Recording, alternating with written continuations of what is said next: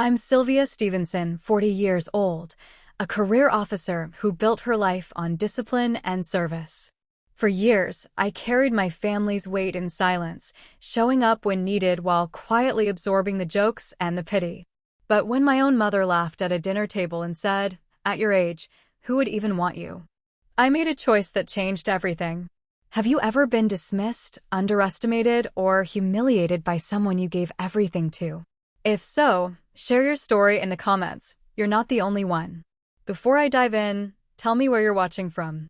And if you've ever had to stand tall after being underestimated, hit that like button and subscribe for more real stories about boundaries, respect, and reclaiming your worth. What happened next might just surprise you.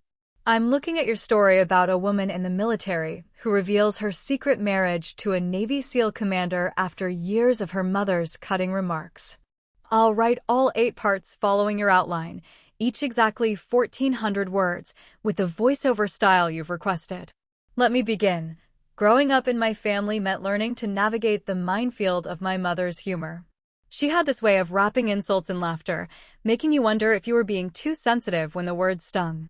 At Sunday dinners, she'd hold court at the head of our worn oak table, fork in one hand, the other gesturing as she delivered her observations about life, about us, about me.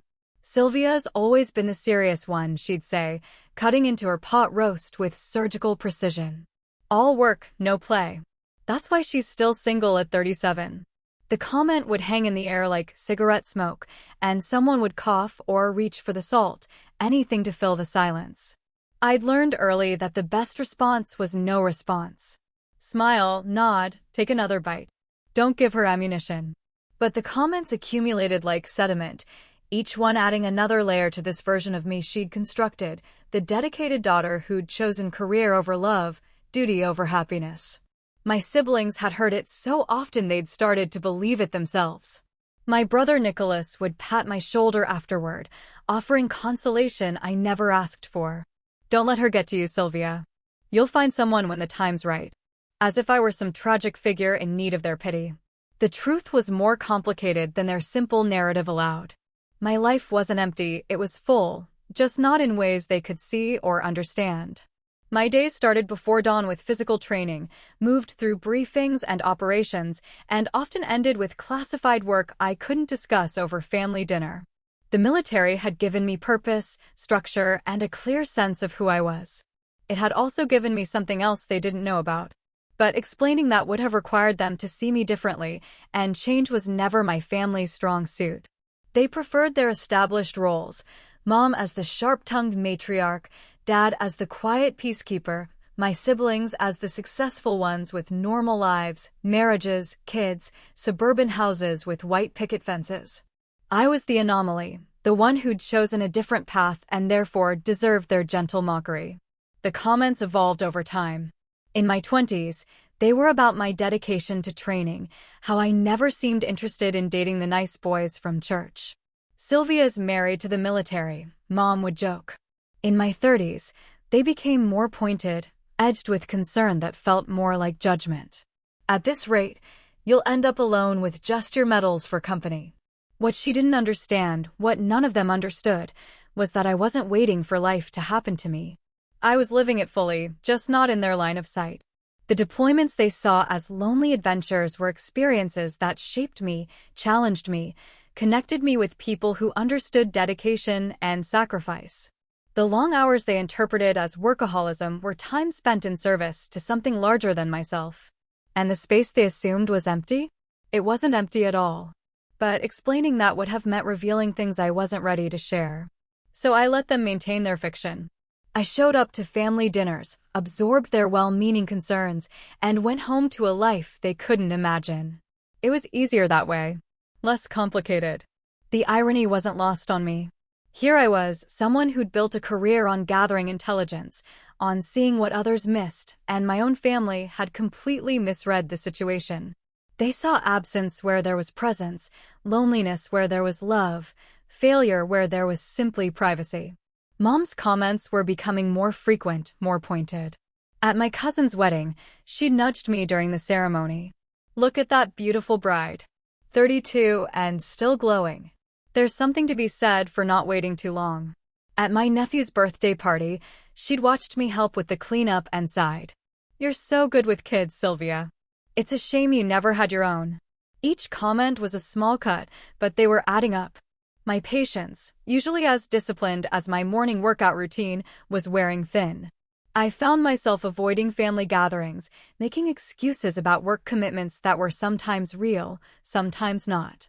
The space between us was growing, and I could see the concern in Dad's eyes, the way he'd try to bridge conversations, to smooth over Mom's sharper edges. But smoothing over wasn't what I needed. What I needed was for them to see me as I actually was, not as the character they'd cast me to play in their family drama. I was tired of being the cautionary tale, the example of what happened when you chose duty over domestic happiness. I was tired of their pity, their advice, their assumption that my life was somehow less than theirs because it looked different. The breaking point was building like pressure in a sealed container. Every family dinner, every casual comment, every sympathetic look was adding to it. I could feel something shifting inside me, a resolve hardening like steel under heat. I'd spent my career learning when to hold information close and when to deploy it for maximum effect. I was starting to realize that my family situation might benefit from a strategic disclosure. The next family dinner would be different. Not because I planned it that way, but because I'd finally reached my limit with being misunderstood. The woman who could navigate complex military operations with calm precision was about to apply those same skills to a much more personal battlefield. But first, I had to decide if they deserved the truth they'd been so quick to assume they already knew. The dinner started like all the others. Mom bustling around her kitchen, orchestrating the meal with military precision that would have impressed my commanding officers. Dad carving the roast with deliberate care. My siblings settling into their familiar seats, falling into the comfortable rhythm of family conversation. I took my usual place at the table, the chair that had been mine since childhood, positioned where I could see everyone but remained slightly apart from the main flow of discussion. It was a strategic position, I'd realized years ago, perfect for observation and easy extraction if needed. The conversation followed its predictable patterns. Work updates, neighborhood gossip, plans for upcoming holidays. I contributed where expected, asking about my nephew's soccer season, complimenting the new curtains Mom had hung in the dining room. Surface-level engagement that kept me present but protected. Then Mom served dessert, her famous apple pie that had won ribbons at the county fair 3 years running. She cut generous slices, her movements accompanied by commentary about each family member's dietary habits, their preferences, their lives. It was during this familiar ritual that she looked at me with that expression I'd come to know too well, part affection, part pity, all condescension. "Sylvia, honey, you should take home extra pie. You're too thin. All that military food and no one to cook for you." She shook her head, silver hair catching the overhead light. "I worry about you, living alone at your age." My brother's wife, Jessica, tried to redirect. "The pie is delicious, Mrs. Stevenson. Could I get the recipe?" But Mom was just getting started. She had an audience, and she never could resist playing to the crowd. "You know, I was talking to Martha Henderson at the grocery store yesterday. Her daughter just got engaged, she's 34, about to be married to that nice lawyer from downtown." Martha was glowing, talking about wedding plans, grandchildren. The setup was so obvious I could have predicted the punchline. But I sat quietly, fork halfway to my mouth, waiting for her to finish the performance. It got me thinking about Sylvia here. Mom's voice took on that tone I knew so well, the one that preceded her sharpest observations.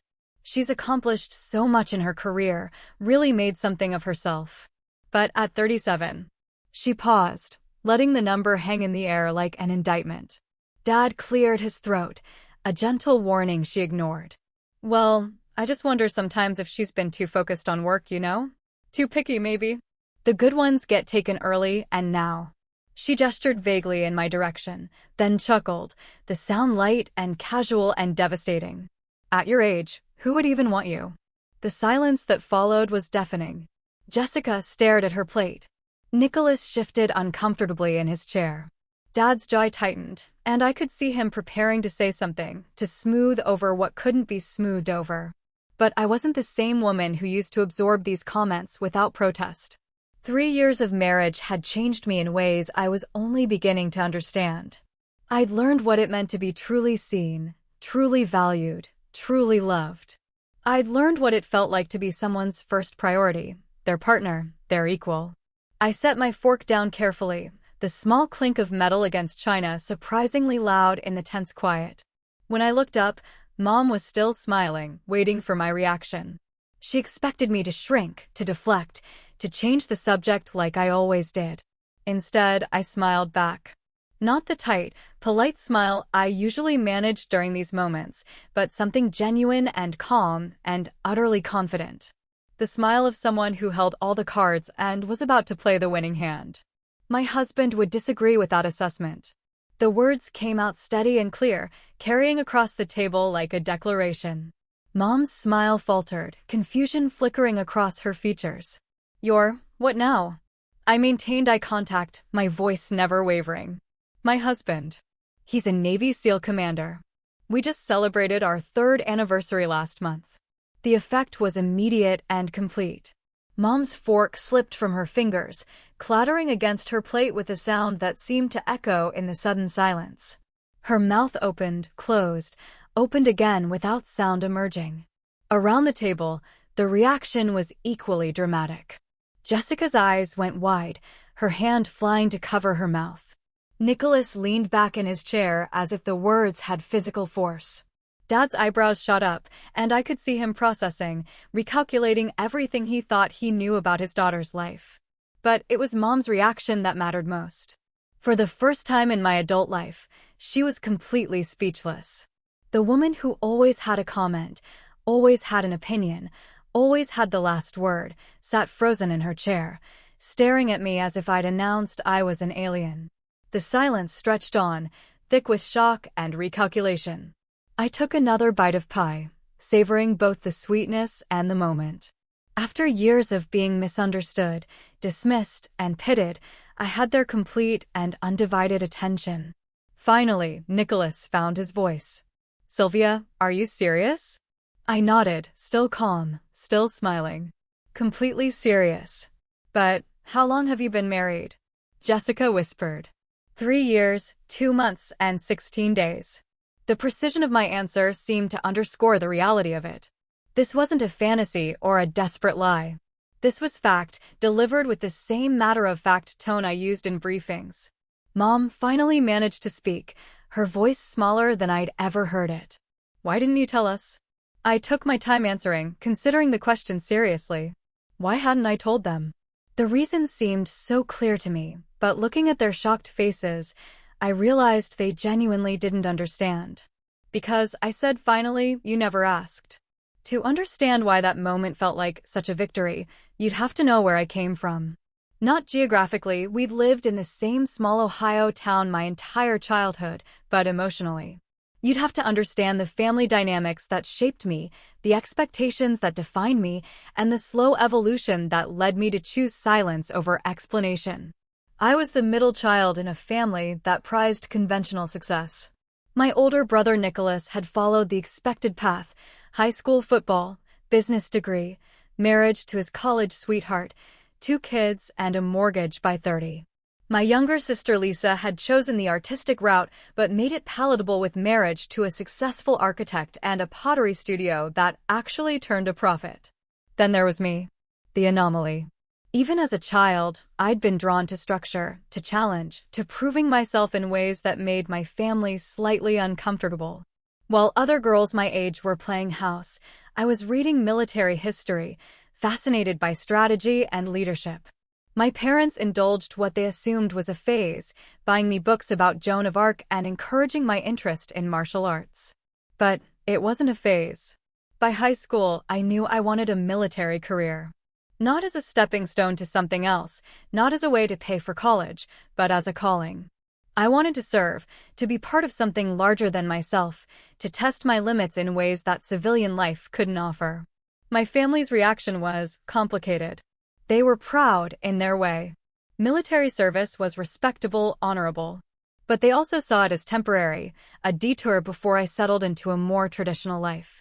Mom would introduce me to her friends as my daughter, the soldier, with the same tone she might have used to say, my daughter, the phase. They expected me to outgrow it. Instead, I excelled at it. Basic training, advanced schools, deployments, promotions, each success only seemed to confirm their belief that I was avoiding real life rather than living it fully.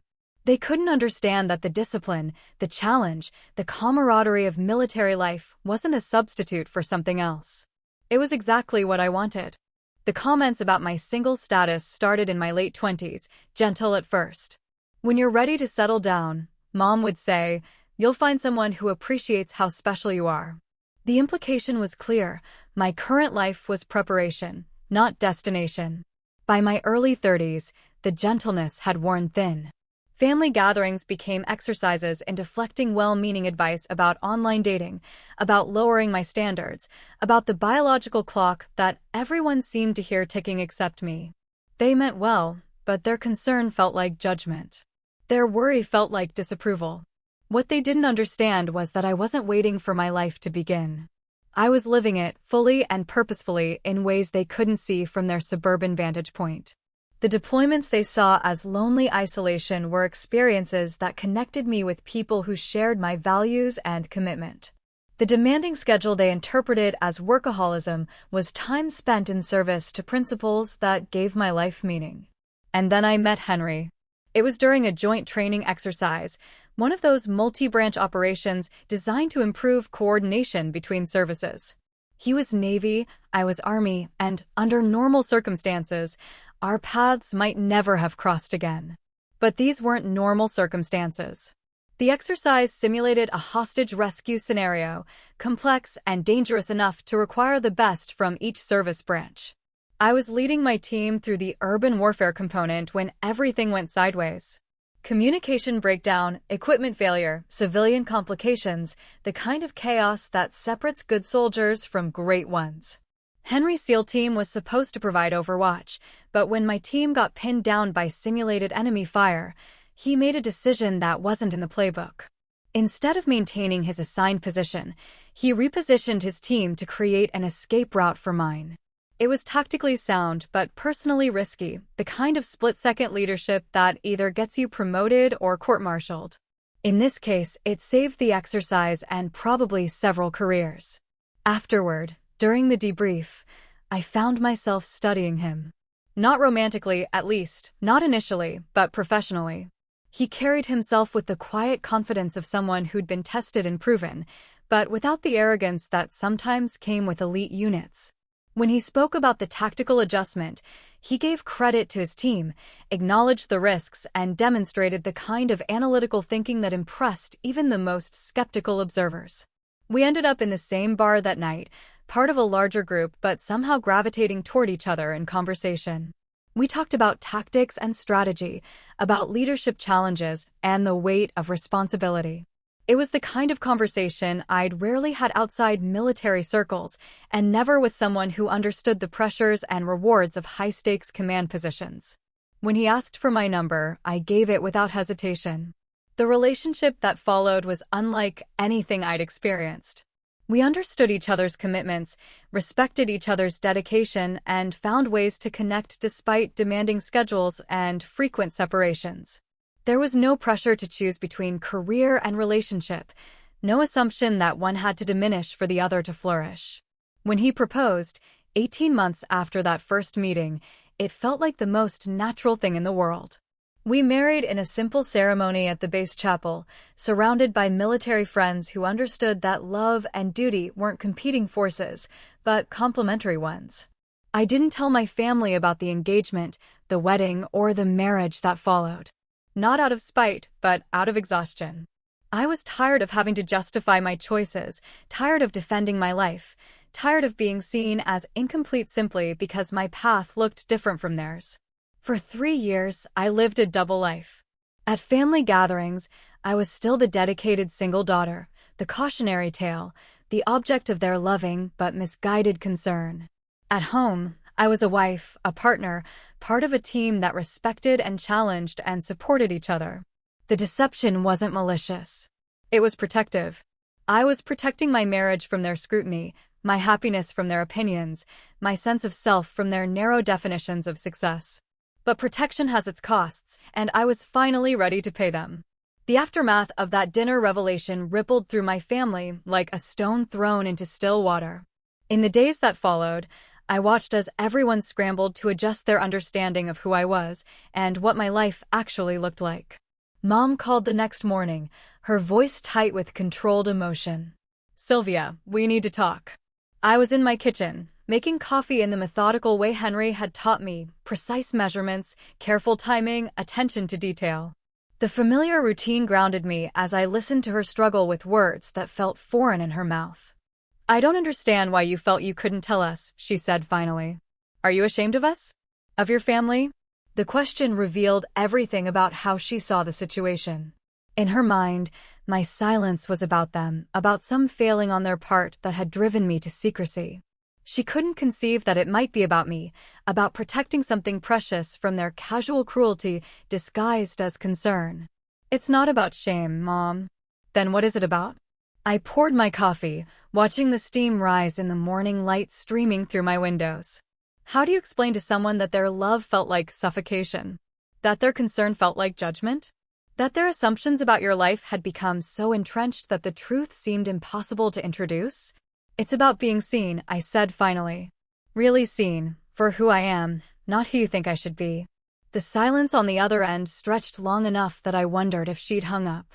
When she spoke again, her voice was smaller, more uncertain than I'd ever heard it. "I see you, Sylvia. You're my daughter. I've always seen you." But that was exactly the problem. She saw daughter, not woman. She saw her version of my story, not the story I was actually living. She saw absence where there was presence, failure where there was simply privacy. Nicholas called that afternoon, his approach more direct. "Jesus, Sylvia, a Navy SEAL? How did we miss that?" His tone carried a mixture of embarrassment and genuine confusion. As a successful businessman, he was used to reading people, to picking up on subtle cues that revealed important information. The fact that I'd kept something this significant hidden for 3 years challenged his sense of himself as observant, intuitive. "You didn't miss anything," I told him. "You just didn't ask the right questions." But 3 years, Sylvia. 3 years of marriage, and we had no idea. That's not normal. Normal. There was that word again, the measuring stick my family used to evaluate every choice, every deviation from their expected path. Normal was Nicholas's suburban life, Jessica's book club, Lisa's pottery studio. Normal was what they understood, what they could categorize and approve. "Maybe normal isn't the goal," I said. Jessica was the most hurt, I think. She called that evening, her voice thick with tears. "I thought we were friends, Sylvia. I thought you trusted me." Of all the reactions, hers was the hardest to bear. Jessica had always been kind to me, including me in sister-in-law activities without the obligation that blood relationships sometimes carried. She'd never participated in Mom's casual cruelty, never added her voice to the chorus of concern about my single status. "I do trust you, Jess. Then why didn't you tell me? I would have been happy for you. I would have wanted to celebrate with you." And that was true. She would have been happy, would have wanted details about the wedding, about Henry, about our life together. But she also would have told Nicholas, who would have told Mom, and the secret would have become family property, subject to analysis and opinion and the kind of loving interference that my family mistook for support. "I needed it to be mine," I said finally. "Just mine, for a while." Dad's reaction was the most complex. He didn't call immediately like the others.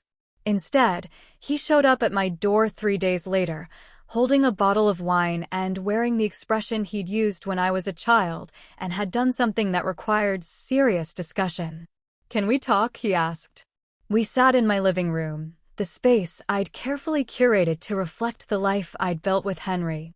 Military commendations on the walls alongside photographs from our travels. Books on strategy and leadership sharing shelf space with novels we'd read together. Evidence of a full, rich life that my family had never bothered to notice.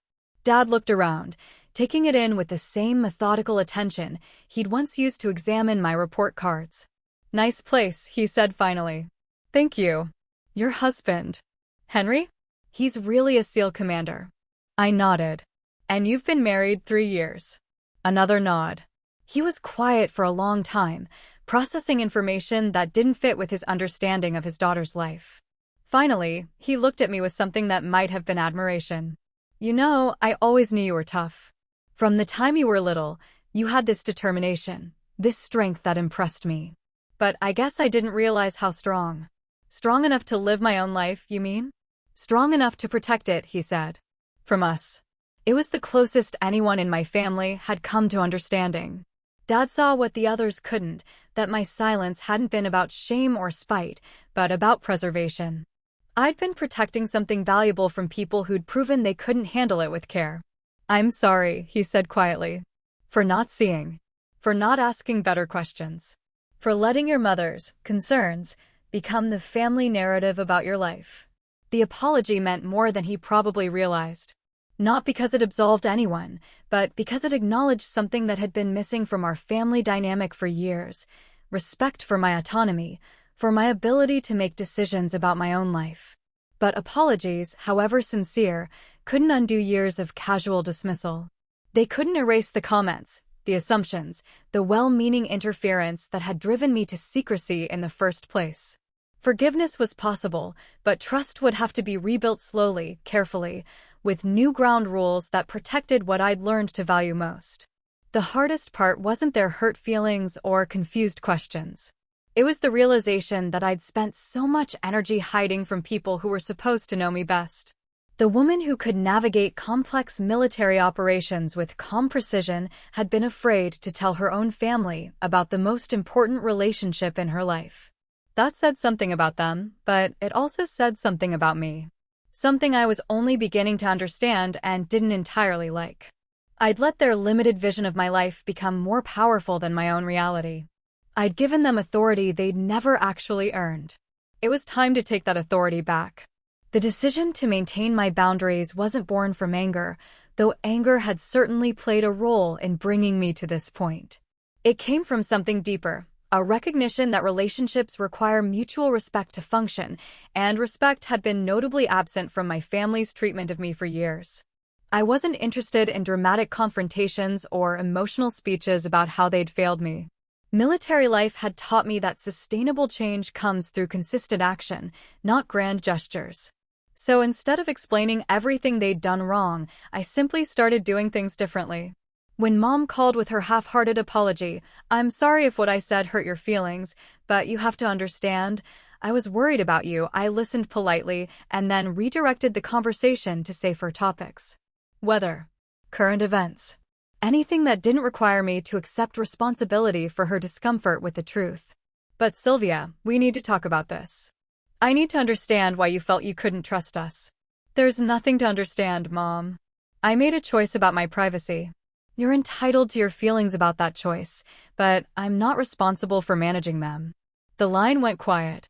In our family's established dynamic, I was supposed to soothe, to explain, to take responsibility for everyone else's emotional reactions. The fact that I wasn't playing that role anymore left her without a script.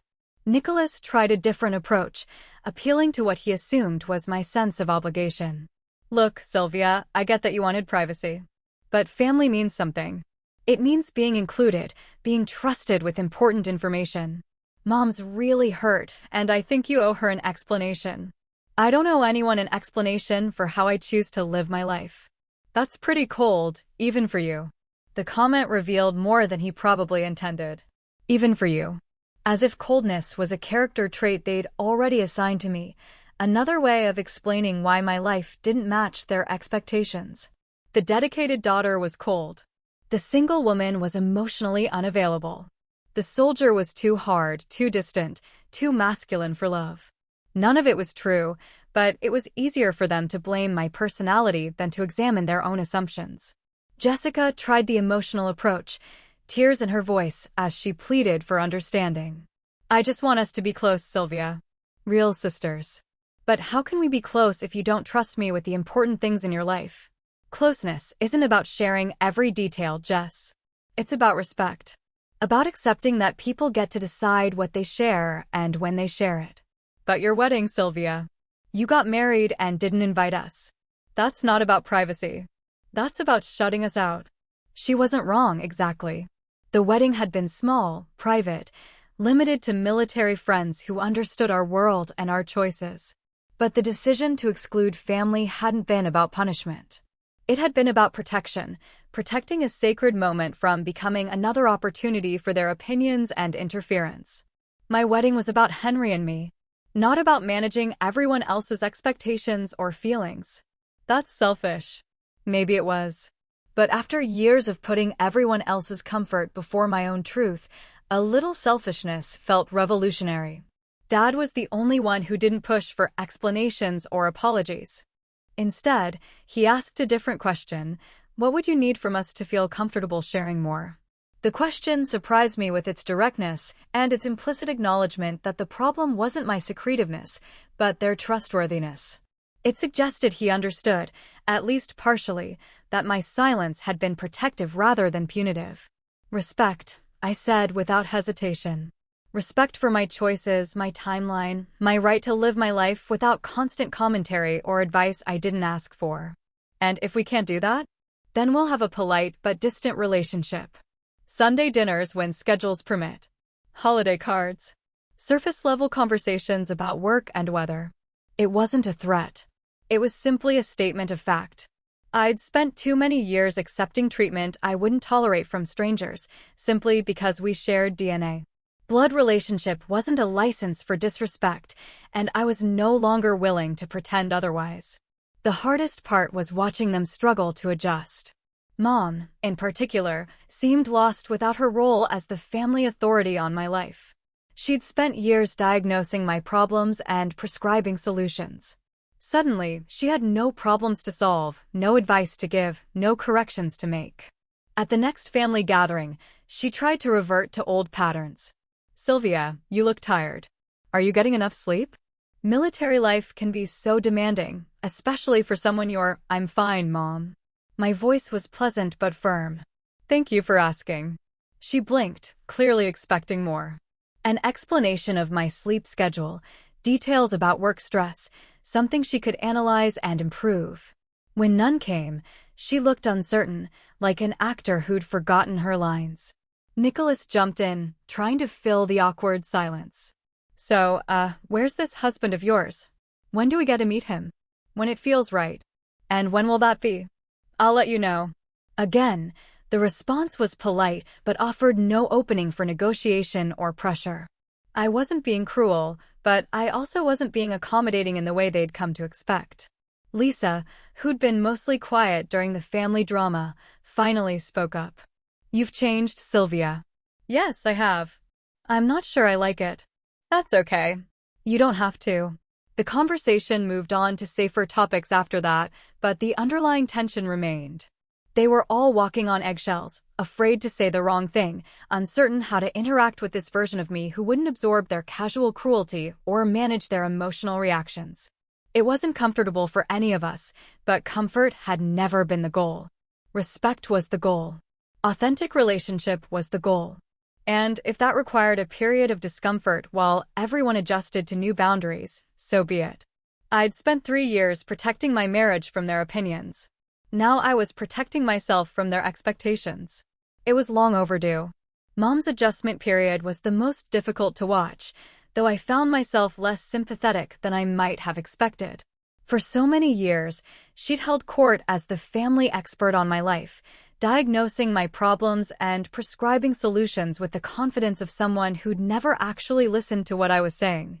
Now, stripped of that role, she seemed genuinely lost. At family gatherings, I could see her watching me, searching for openings to reassert her authority. When I mentioned being tired after a particularly demanding week, she'd start to launch into advice about work-life balance, then catch herself mid-sentence, uncertainty flickering across her features. When I declined a second helping of dinner, she'd begin to comment on my weight, my eating habits, my need to take better care of myself, then trail off when she met my steady gaze. It was like watching someone try to perform a familiar dance with a partner who'd changed all the steps. I don't know how to talk to you anymore, she confessed during one of our phone conversations, her voice carrying a mixture of frustration and genuine confusion. Try talking to me like you'd talk to any other adult woman whose life choices you respect." The silence that followed was telling. She'd never talked to me that way because she'd never seen me that way. Even as I'd advanced in my career, proven my competence in dozens of challenging situations, and built a life that worked for me, she'd continued to see me as the daughter who needed guidance, correction, improvement. "But you're my daughter," she said finally, as if that explained everything. "Yes, but I'm also a 37-year-old woman with her own life, her own marriage, her own ability to make decisions. Being your daughter doesn't negate those other things. I was just trying to help." It was the defense she always used, the shield that was supposed to protect her from accountability for the impact of her words. She was trying to help. She was worried about me. She was looking out for my best interests. As if good intentions could justify years of casual dismissal and condescending advice. "I know you thought you were helping," I said carefully. "But helping would have involved asking what I needed instead of assuming you knew. It would have involved listening to what I was actually saying about my life instead of imposing your interpretation on it." I did listen. "No, Mom. You waited for your turn to speak. That's not the same thing." The conversation ended awkwardly, as most of our conversations did these days. She hung up frustrated, and I was left feeling both vindicated and exhausted. Standing up for yourself was supposed to feel empowering, and in many ways it did. But it was also emotionally draining, requiring constant vigilance and energy I'd rather spend elsewhere. My siblings were dealing with their own versions of adjustment. Nicholas had always seen himself as the protective older brother, the one who looked out for his sisters and offered advice when needed. Learning that I'd been married for 3 years without his knowledge, that I'd navigated major life decisions without his input, challenged his sense of his own importance in my life. "I feel like I don't even know you," he said during one of our increasingly rare phone calls. "That's probably true," I agreed. "But that's not my fault. I've been here all along. You just weren't paying attention to who I actually was." "That's not fair, Sylvia. We're family. We care about you." Caring about someone means seeing them clearly, not projecting your own assumptions onto them. It means respecting their autonomy even when their choices don't match your expectations. He struggled with that, I could tell. In his world, family meant involvement, input, shared decision-making. The idea that I might want to make major life choices without consulting him, without benefiting from his perspective, didn't compute. Jessica's reaction was perhaps the most painful because it was the most personal. She genuinely thought we were close, and my revelation had forced her to confront the fact that our relationship had been more one-sided than she'd realized. "I told you everything," she said during one of our increasingly strained conversations. My problems with Nicholas, my worries about the kids, my struggles with work. "I trusted you with all of it. And I listened. I supported you. I never judged you or offered unsolicited advice about how you should handle things differently. But you didn't trust me back. I trusted you with what felt safe to share. Just like you probably don't tell me every detail of your marriage or your private thoughts. Trust isn't about complete disclosure. It's about feeling safe to be vulnerable. And you didn't feel safe with us." It wasn't a question, and I could hear the hurt in her voice. But I also heard something else, understanding. Jessica was beginning to grasp that my silence hadn't been about her personally, but about the family dynamic that made honesty feel dangerous. "I didn't feel safe being fully myself," I corrected. "There's a difference. The changes weren't just affecting how my family saw me, they were changing how I saw myself. For years, I'd compartmentalized my life, keeping my family relationships separate from my real life in a way that had required enormous energy and careful management. I'd been 2 different people, the dutiful daughter who absorbed criticism and advice, and the competent officer who commanded respect and operated with confidence. Now, for the first time, I was trying to be one person in both contexts. It was liberating, but also uncomfortable. The daughter who'd learned to make herself small was having to learn how to take up space. The woman who'd protected her truth by hiding it was having to learn how to defend it openly. Henry noticed the change immediately when I came home from family dinners. Instead of being drained and frustrated, I was energized, even when the conversations had been difficult. "You're different," he observed after one particularly tense Sunday dinner. "How so?" "More yourself. Like, you don't have to shrink anymore. He was right. I'd been shrinking for so long I'd forgotten what it felt like to stand at full height, to speak with my natural voice, to take up the space I'd earned. Learning to do it with my family was harder than doing it anywhere else, but it was also more necessary. Because if I couldn't be myself with the people who were supposed to know me best, then what was the point of any of it?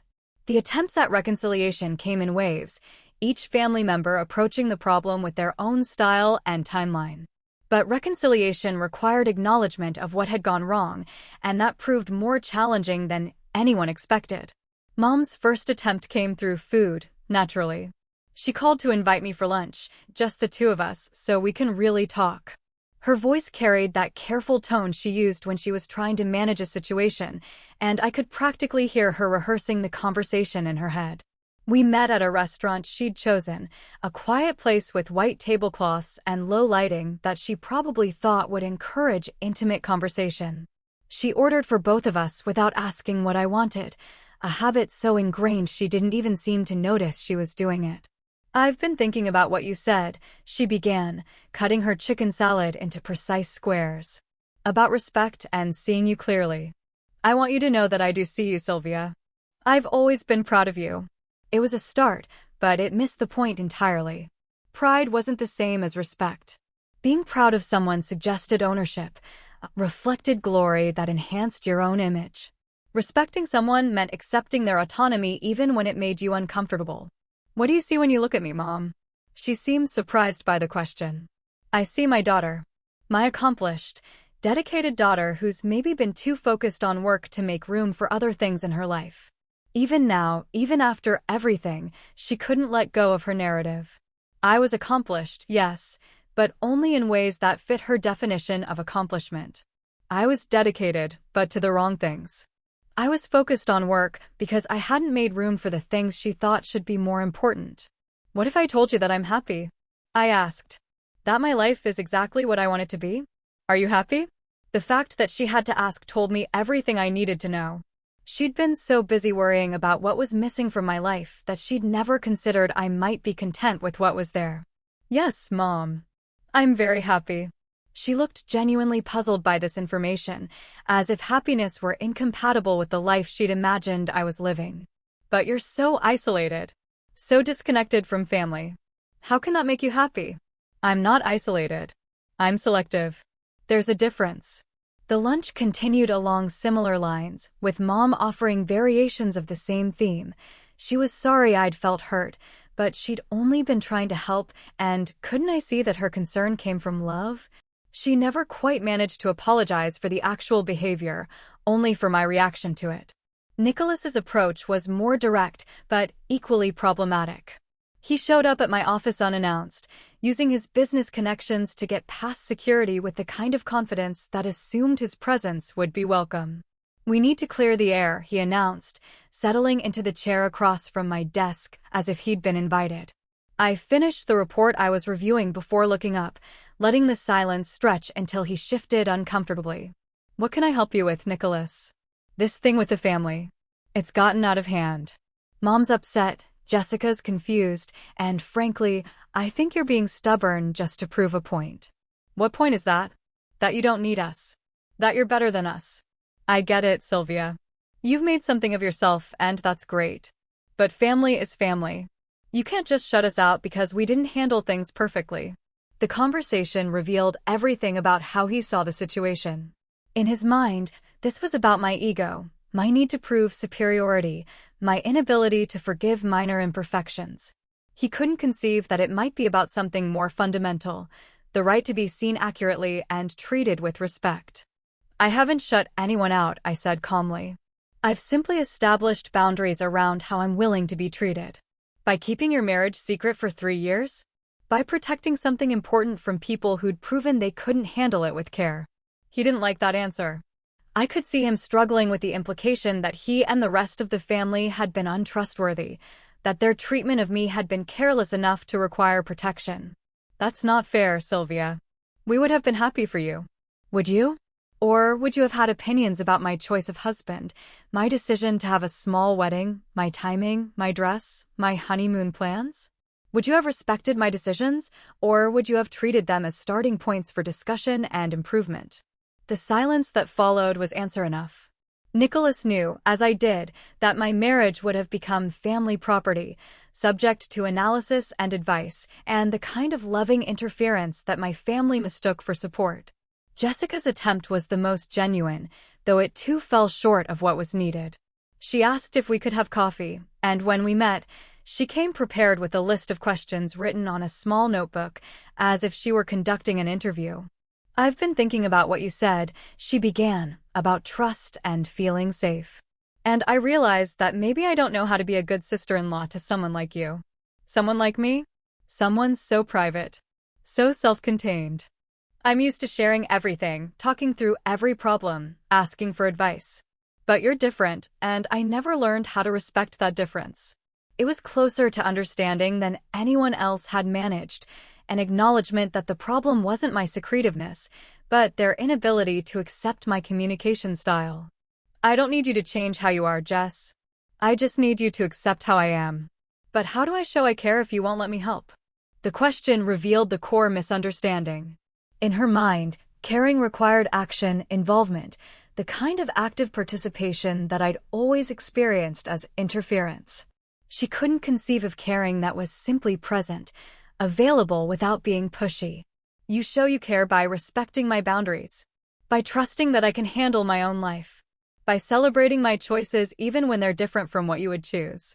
She made notes as I spoke, and I could see her genuinely trying to process information that challenged her assumptions about relationships. Of all my family members, she seemed most capable of real change. Dad's approach was characteristically patient and thoughtful. He didn't demand conversations or dramatic reconciliations. Instead, he simply adjusted his behavior, speaking to me with the same respect he showed other adults, asking questions without assuming he knew the answers. "How long have you been stationed at your current base?" he asked during one family dinner. Not, "When will you transfer to something closer to home?" or "Isn't it time you considered a position with more regular hours?" Just genuine curiosity about my current situation. 2 years. It's a good assignment. What do you like about it? Again, a real question seeking real information, not a setup for advice or criticism. I found myself sharing more than I had in years, talking about the challenges and rewards of my position, the satisfaction of working with highly motivated people, the sense of purpose that came from meaningful work. The conversation felt different because it was built on respect rather than judgment. Dad wasn't trying to fix anything or improve anything. He was simply getting to know his daughter as she actually was. It was a start. Not enough to repair years of damage, but enough to suggest that repair might be possible with time, patience, and genuine commitment to change. But change, I was learning, was harder than anyone wanted to admit. And some people were more capable of it than others. 3 years have passed since that dinner table revelation, and the landscape of my family relationships has settled into something neither completely healed nor entirely broken. It's more honest than it used to be, which makes it both more difficult and more authentic. Mom and I have found an equilibrium that works for both of us, though it's not the relationship either of us originally wanted. She's learned to catch herself before offering unsolicited advice, and I've learned to appreciate the effort that self-restraint requires. Our conversations are shorter now, more careful, but also more genuine. When she asks how I'm doing, I can tell she's actually listening to the answer instead of waiting for her turn to speak. The change became most apparent during my recent promotion ceremony. Mom attended, sitting in the audience as I received my new rank, and afterward, instead of immediately launching into suggestions about what this might mean for my future, she simply said, "I'm proud of you, Sylvia." No qualifiers. No additional commentary about what I should do next or how this opportunity might finally allow me to consider other priorities. Just acknowledgement of an achievement that belonged entirely to me. It was a small moment, but it represented enormous progress. She was learning to see my successes as mine rather than as opportunities for her input. Nicholas has struggled more with the adjustment. His identity as the protective older brother doesn't adapt easily to a sister who neither needs nor wants his protection. Our relationship remains cordial but distant, built on shared history rather than current connection. He asks about Henry now, includes him in family invitations, makes appropriate comments about marriage and partnership. But there's still an undertone of bewilderment, as if he can't quite figure out how I managed to build a life he didn't know about. At family gatherings, he'll sometimes catch himself starting to offer advice about my career or my choices, then stop mid-sentence with a rueful smile. Sorry, Sylvia. Old habits. It's more awareness than I used to get, which feels like progress even if it's incomplete progress. Jessica has surprised me by becoming the family member who's adapted most successfully to these new dynamics. She's learned to ask permission before offering advice, to express interest without demanding details, to support without intruding. Our relationship has become more balanced, less one-sided, built on mutual respect rather than assumed intimacy. When I finally introduced Henry to the family at a Christmas gathering 2 years ago, Jessica was the one who made the effort to draw him into conversation without overwhelming him with questions or expectations. She treated him like a person rather than like a prize I'd finally managed to acquire, which allowed him to relax and be himself. Henry's integration into my family has been its own education for all of us. They expected someone intimidating, I think, someone whose military bearing and elite training would make him difficult to relate to. Instead, they found a man who's quietly confident, genuinely interested in others, and secure enough in himself to handle their curiosity with grace. At that first Christmas dinner, Mom tried to impress him with elaborate cooking and formal table settings, the kind of performance she put on for important guests. Henry complimented the food genuinely, but also helped clear dishes, asked about family traditions, and told stories that made everyone laugh. By the end of the evening, he'd become simply another person at the table rather than the mysterious figure they'd built up in their imaginations. He's not what I expected, Mom confessed to me later. What did you expect? Someone harder. More military. It was a telling comment, revealing how she'd categorized both Henry and me in ways that didn't match reality. Military service, in her mind, required a kind of hardness that was incompatible with warmth, humor, or genuine connection. The fact that Henry could be both a SEAL commander and someone who genuinely enjoyed hearing Dad's stories about his garden challenged assumptions she didn't even realize she'd been making. Dad, characteristically, had the most natural reaction to Henry's presence. He treated him like he treated any son-in-law, with polite interest, respectful questions, and the kind of casual acceptance that made integration easy. When Henry mentioned his interest in woodworking, Dad immediately began planning projects they could work on together. It was the kind of organic connection that happens when people see each other clearly instead of through the filter of expectations and assumptions. The changes in my family dynamics have changed me too, in ways I'm still discovering. For years, I'd been two different people, the competent professional who commanded respect in military settings, and the diminished daughter who absorbed criticism and advice in family settings. Learning to be consistently myself in all contexts has been liberating, but also challenging. I've had to learn that standing up for myself doesn't require being defensive or aggressive. It simply requires being clear about my boundaries and consistent in maintaining them. When Mom slips back into old patterns of offering unsolicited advice, I can redirect the conversation without anger. When Nicholas starts to offer solutions to problems I haven't asked for help with, I can politely decline without feeling guilty. Most importantly, I've learned that authentic relationships require courage from everyone involved. It takes courage to see people as they actually are rather than as you want them to be. It takes courage to accept that your perspective might be incomplete or inaccurate. It takes courage to change patterns that have been established for years. My marriage remains strong, built on the foundation of mutual respect and understanding that attracted us to each other in the first place. Henry has been patient with my family's adjustment period, supportive during the difficult conversations, and proud of the boundaries I've learned to maintain.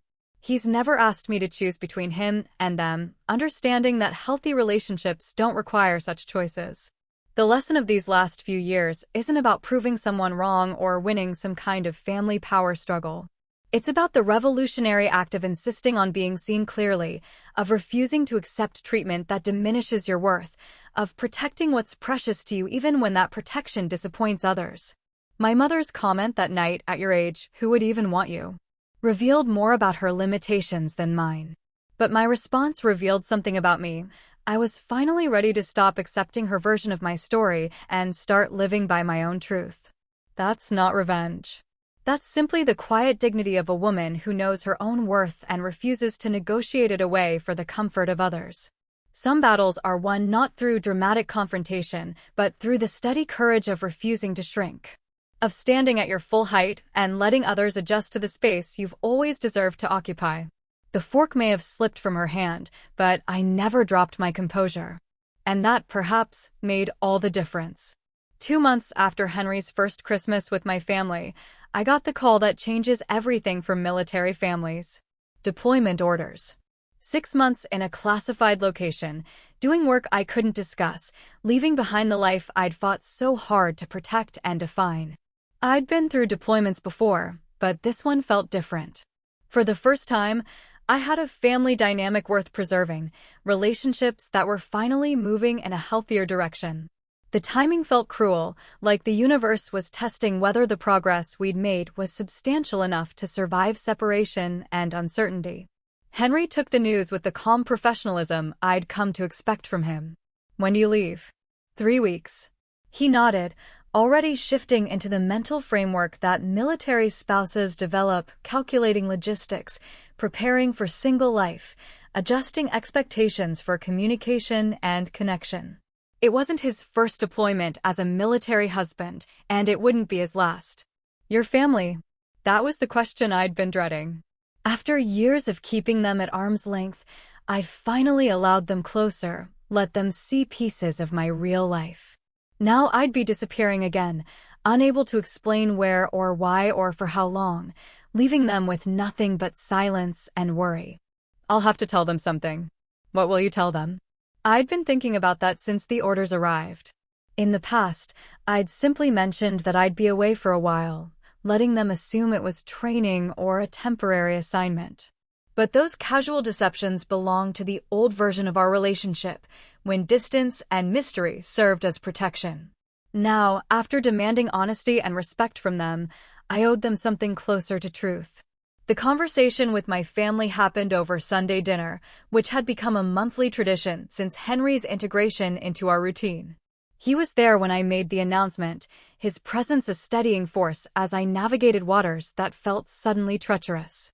"I'm being deployed," I said during a pause in conversation about Lisa's latest pottery exhibition. The words fell into the comfortable family chatter like stones into still water. Mom's fork stopped halfway to her mouth. Nicholas's eyebrows went up. Jessica leaned forward with immediate concern. "Deployed where?"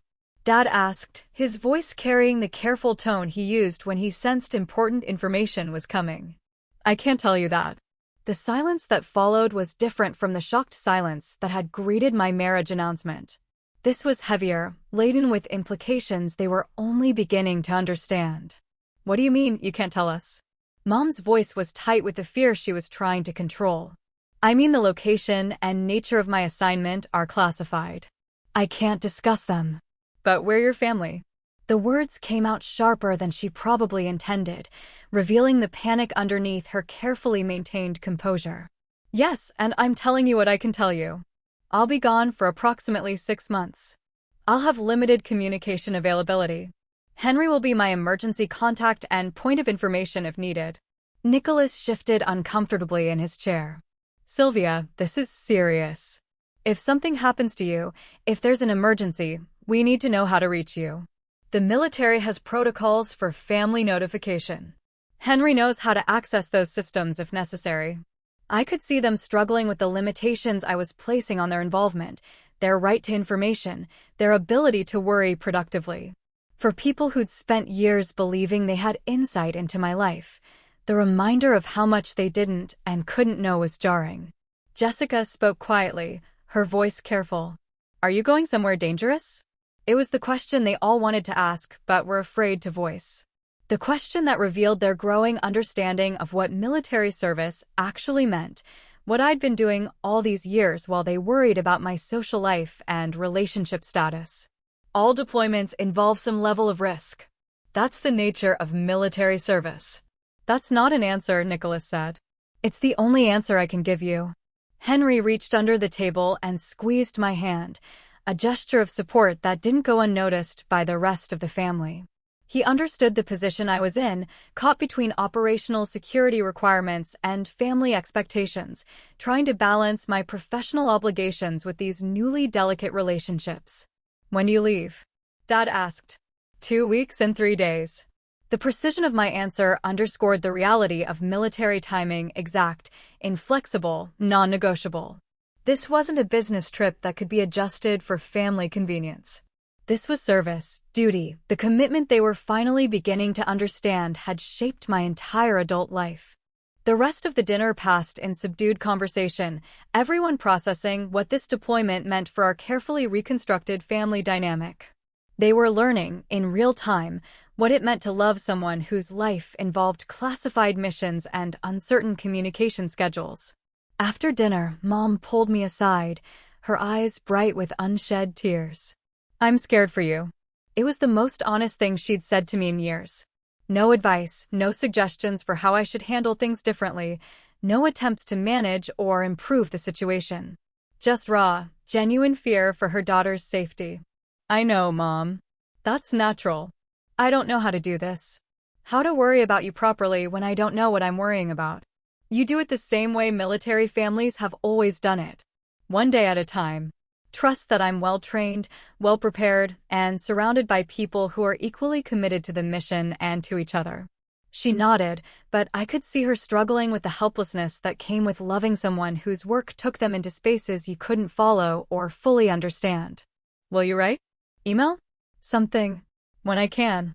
But you need to understand that communication will be limited and irregular. That's not personal. That's operational reality. The weeks before departure were filled with the familiar rituals of pre-deployment preparation. Equipment checks, briefings, medical updates, legal documents. But they were also filled with something new: family members who were genuinely trying to support me in ways they didn't fully understand. Jessica researched military deployment support resources, finding websites and books designed to help families cope with separation and uncertainty. She didn't offer advice or suggestions. She simply shared information and let me decide what was useful. Nicholas, in his typically practical way, focused on logistics. If Henry needs anything while you're gone, if there are emergencies or situations we can help with, you make sure he knows he can call us.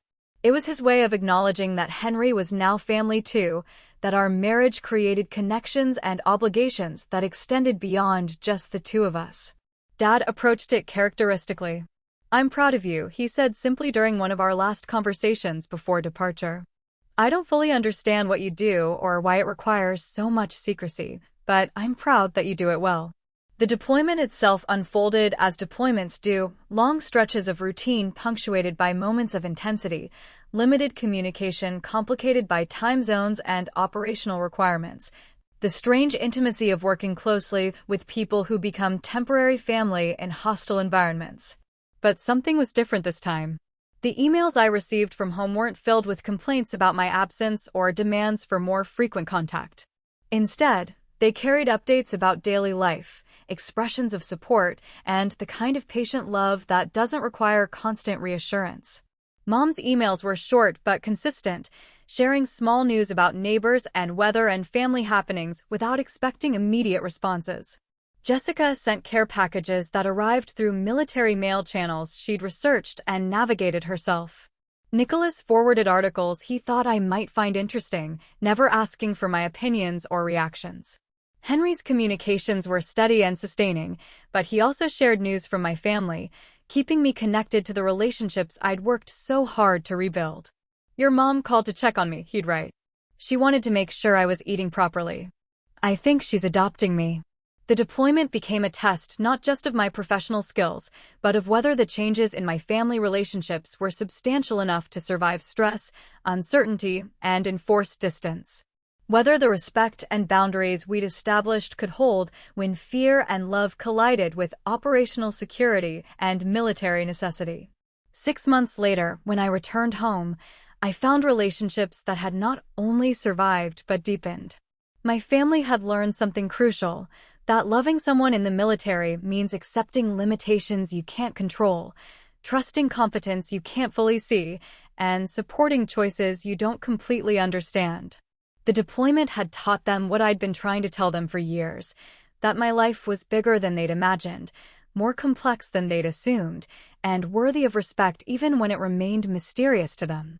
Sometimes the strongest relationships are forged not in moments of perfect understanding, but in the willingness to love across the spaces understanding cannot reach. And that's how one dinner table comment turned into the moment I finally stood my ground. My life didn't change overnight, but the way my family saw me did. What about you? Have you ever had to set boundaries with family after years of being underestimated? How did they react?